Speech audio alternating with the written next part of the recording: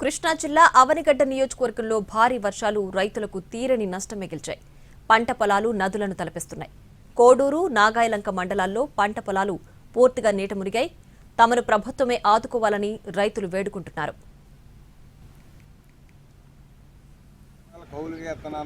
నేను కౌలు రైతుని.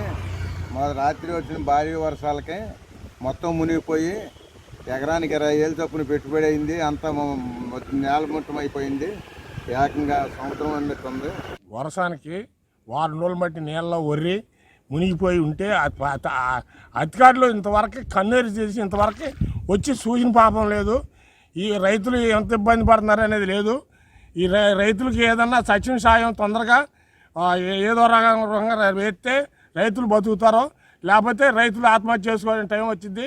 గత వారం రోజుల నుంచి కురిసిన వర్షాలకి పల్ల ప్రాంతాల మొత్తం గొల్లపాలెం కాంచి కోడూరు మండలంలో కింద దిగువ మొత్తం మునిగిపోయినాయి.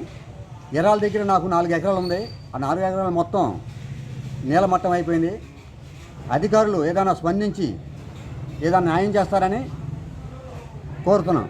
10 ఎకరాల కౌలుకి ఎత్తున్నాను. నేను కౌలు రైతుని.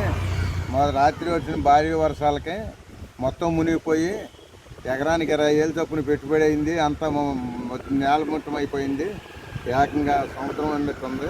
వర్షానికి వారం రోజులు బట్టి నీళ్ళలో ఒర్రి మునిగిపోయి ఉంటే అధికారులు ఇంతవరకు కన్నీరు చేసి ఇంతవరకు వచ్చి చూసిన పాపం లేదు. ఈ రైతులు ఎంత ఇబ్బంది పడుతున్నారు అనేది లేదు.